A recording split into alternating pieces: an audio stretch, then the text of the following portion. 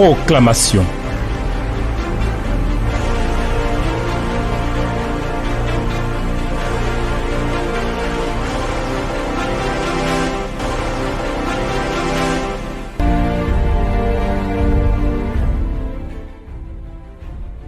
Il n'y a pas d'autre Dieu que toi, Éternel, et je veux me réjouir pleinement avec l'ensemble des auditeurs de la radio. Nous nous réjouissons pleinement, Seigneur, parce que ta fidélité, ta bonté, ta grâce nous suffisent. Éternel, tu nous conduis à pas sûr, tu nous gardes, tu façonnes, tu forces nos destinées. Béni sois-tu pour les sentiers que tu nous traces. Nous te bénissons. Nous sommes là encore aujourd'hui parce que ta parole est bonne pour nous. Et à ce rendez-vous de la proclamation, nous te bénissons parce que ta grâce nous conduit et nous instruit. Au nom de Jésus, Amen. Chers amis de la proclamation, l'Éternel est vivant, il est puissant. Daniel a dit que Dieu change les temps et les circonstances. Dieu peut décider de faire venir la pluie pour punir les gens. C'était la première fois d'ailleurs. Et puis par la suite, cette pluie-là devient une source de bénédiction. Les eaux deviennent une source de bénédiction. Je voudrais que nous continuions. Vous savez, nous sommes héritiers de la résurrection. Il y a forcément des changements qui doivent s'opérer par l'action du Saint-Esprit. Et nous sommes héritiers de ces changements, de ces transformations et de ces propulsions que l'Éternel opère en notre faveur. Aujourd'hui, je voudrais vous inviter avec moi dans le psaume 103. On va regarder encore quelque chose. Nous allons lire du vers 15 au vers 18. Psaume 103, vers 15 à 18.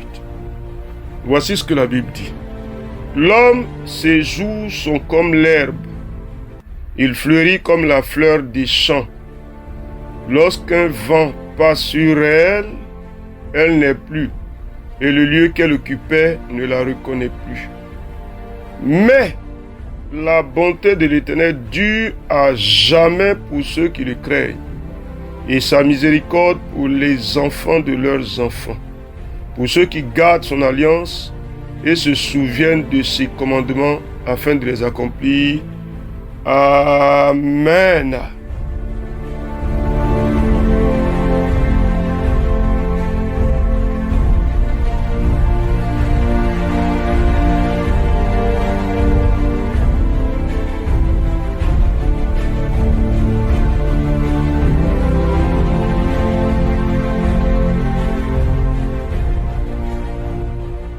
Chers amis,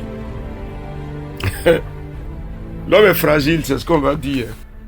La vie de l'homme est fragile. Ah oui. Mais la bonté de l'Éternel vient suppléer à cette fragilité. Chers amis,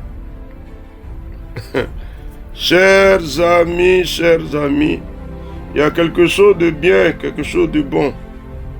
Quelque chose d'agréable, quelque chose d'intéressant pour nous. Notre vie est fragile.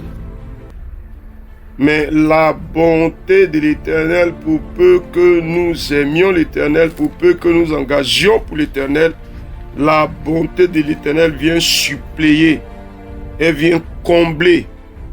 Elle vient combler la fragilité de nos vies. Le Dieu qui garde son alliance, sa miséricorde jusqu'à 1000 générations envers ceux qu'il aime. Il y a un beau cantique qu'on chante.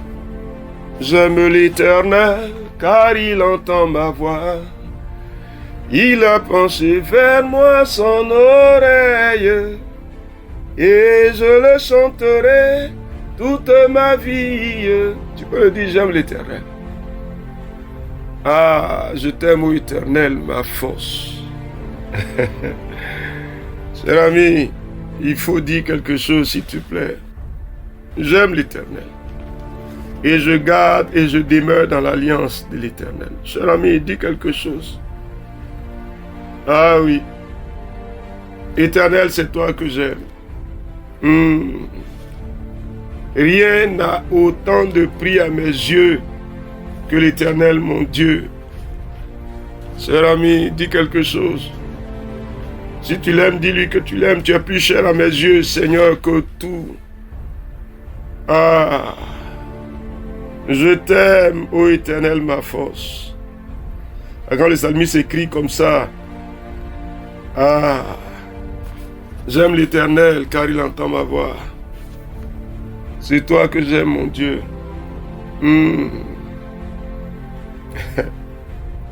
La bonté de l'Éternel dure à jamais pour ceux qui le craignent. Et sa miséricorde pour les enfants de leurs enfants, pour ceux qui gardent son alliance, son souvenir. Et se s'en souviennent. Tu aimes l'Éternel? Parce que si tu n'aimes pas l'Éternel, tu ne peux pas le craindre. Si tu n'aimes pas suffisamment l'Éternel, tu ne peux pas garder son alliance, tu ne peux pas y demeurer. Si tu n'aimes pas l'Éternel, tu ne peux pas obéir à sa parole. C'est pourquoi je veux que tu confesses ton amour pour l'Éternel. Ah oui, t'obéis, fais tout mon plaisir et toute ma joie, Seigneur. Ah, il faut le lui dire. Ah, Seigneur, la crainte de l'Éternel emplit mon cœur. C'est d'ailleurs là le commencement de la sagesse, la crainte de l'Éternel. C'est le commencement de la sagesse. Cette crainte-là, c'est ce respect distingué que nous avons pour l'Éternel. La crainte de l'Éternel, ce n'est pas une peur panique. C'est une peur respectueuse. Ah, parce que l'Éternel n'est pas notre petit ami, notre camarade de jeu, comme si les enfants jouaient ensemble. Pour que nous nous autorisions, nous donnions le droit de parler au Seigneur comme nous voudrions. Parce que selon nous, nous serions frustrés de savoir que l'Éternel devait faire quelque chose pour nous, il n'a pas fait. Non, non. Cher ami, si on a eu à se comporter de la sorte, il faut dire, Seigneur, je le regrette. Tu es mon Dieu, tu es mon Seigneur. Et je marche dans la crainte de ton nom. Je marche dans l'obéissance à ta parole. Je marche dans la soumission à ton autorité. Ah mon Dieu, c'est toi que j'aime et je me soumets à toi. C'est toi que j'aime et je marche dans la crainte respectueuse. Cher ami, dis quelque chose. Dis quelque chose. Attends. Notre Dieu a besoin de ça. Il faut que nous le disions, mais en le disant en même temps, nous faisons amende honorable et nous nous engageons à marcher de façon à honorer Dieu. Ah, faut pas qu'on fasse comme si on était coincé dans l'alliance avec l'Éternel. Non, on n'est pas coincé. C'est par amour pour nous que Dieu s'est donné, Jésus s'est donné. Et nous répondons à cet amour-là. Et nous disons quoi? Je demeure dans l'alliance. Ah oui, Seigneur, j'y demeure. Père, je demeure dans cette alliance au nom de Jésus-Christ. Tu me fais demeurer dans ton alliance. J'y demeure. Je ne m'en éloigne pas, Seigneur. Au nom de Jésus-Christ. Alors, voici les éléments qui sont la garantie pour nous. Hein? Il dit, mais on peut bien lire à partir du verset 14. Il dit, il sait de quoi nous sommes faits. Il se souvient que nous sommes poussière. L'homme, ses jours sont comme l'herbe, il fleurit comme la fleur des champs. Lorsqu'un vent a passé sur elle, elle n'est plus. Et le lieu qu'elle occupait ne la reconnaît plus. Quand un homme est mort, le lieu qu'il occupait ne le reconnaît plus. On efface même ses traces dans la vie. Dites-moi si c'est faux. C'est comme l'herbe qu'on a coupée quelque part. Et on peut la repiquer là? Non. On a coupé l'herbe là de son milieu. C'est fini. Elle n'a plus cette place-là. Parce que cette place-là sera destinée à autre chose. Donc ça, c'est l'extrême fébrilité de la vie de l'homme. L'extrême fragilité de la vie de l'homme. Mais il y a une source. Si on s'appuie sur cette source-là, notre fragilité est complète. Cher ami, est-ce que tu peux le dire? Je le déclare au nom de Jésus-Christ. Le ressuscité des Pâques. Ah, la fragilité de ma vie est comblée en lui. Nom de Jésus, cher ami. On va convoquer toutes les faiblesses, toutes les incapacités, toutes les limites. Ah oui. Ma fragilité, la fragilité de ma vie, la fébrilité de ma vie, la faiblesse de ma vie est comblée en Jésus-Christ.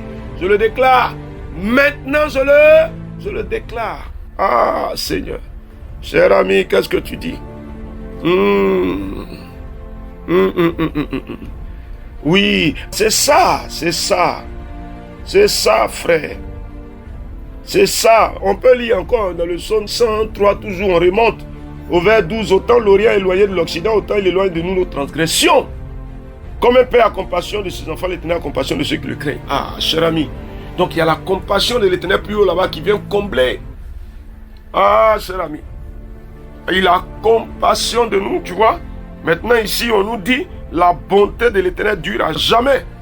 Vous voyez, on dit par exemple, la vie de l'homme est fébrile, comme l'herbe. Donc quand il meurt, c'est fini. C'est-à-dire, c'est comme l'éphéméride, le calendrier éphéméride.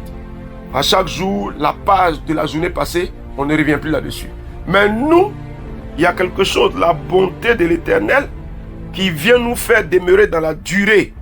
La bonté de l'Éternel dure à jamais, cher ami. Tu vois ça? Elle dure pour nous. Est-ce que tu le crois, tu le confesses, tu l'acceptes? Oui, la bonté de l'Éternel dure. Pour moi, je le déclare au nom de Jésus. Cher ami, dit quelque chose. Elle dure, elle dure. La bonté de l'Éternel dure pour moi. Elle dure, elle dure. Non, non, non, non, non. Elle n'est pas évasive. La bonté de l'Éternel ne disparaît pas comme l'aurore. Au nom de Jésus-Christ, elle demeure avec moi. Cher ami, aujourd'hui, on est en train de boucler sur la question du travail, du monde du travail, de toutes les situations difficiles. On va mettre même des études, tous ceux qui sont en train de faire des études, tout cela, la fébrilité, la faiblesse de l'homme, elle est comblée par la bonté de l'Éternel. Dis quelque chose, peut-être que tu as des faiblesses qui témoignent contre toi, qui travaillent contre toi, qui font que tes résultats ne sont pas suffisants. Mais la bonté de l'Éternel comble ces faiblesses-là. Cher ami, qu'est-ce que tu me dis? Sa bonté les comble. Au nom de Jésus-Christ, la bonté de l'Éternel comble mes faiblesses. Vas-y, vas-y. Les faiblesses de ma vie, de façon générale, la bonté de l'Éternel les comble. Ah oui, vas-y, cher ami, cher ami, cher ami. Mes faiblesses face à telle ou telle chose, la bonté de l'Éternel les comble. Et il fait quoi? Il fait produire ma vie. Ah, la bonté de l'Éternel dure à jamais. Ah oui. Je demeure dans cette alliance-là. Elle me plaît. Elle me convient, Seigneur. Je veux y demeurer. Je ne sors pas de cette alliance. Cette alliance-là, elle est mon trésor. J'y demeure. Parce que la bonté de l'Éternel se manifeste en ma faveur. Ah, Dieu des cieux, reçois la gloire et la louange. Toi, le Dieu de bonté, qui agit en ma faveur avec fidélité. Tu es bon. Merci, Seigneur, pour ta bonté qui se manifeste fidèlement, pour ta grâce qui se manifeste fidèlement.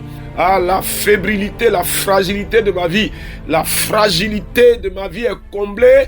Nom de Jésus-Christ, la bonté de l'Éternel comble cette fragilité. Béni sois-tu, Seigneur. Je suis à toi. Et je me réjouis en toi, Dieu vivant, Seigneur des Seigneurs. Sois béni et sois élevé. Au nom de Jésus-Christ. Amen. Chers amis, Psaume 103, le vers 15 à 18. On se retrouve la prochaine fois, par la grâce du Seigneur. Amen. Proclamation. Dieu bénisse votre journée.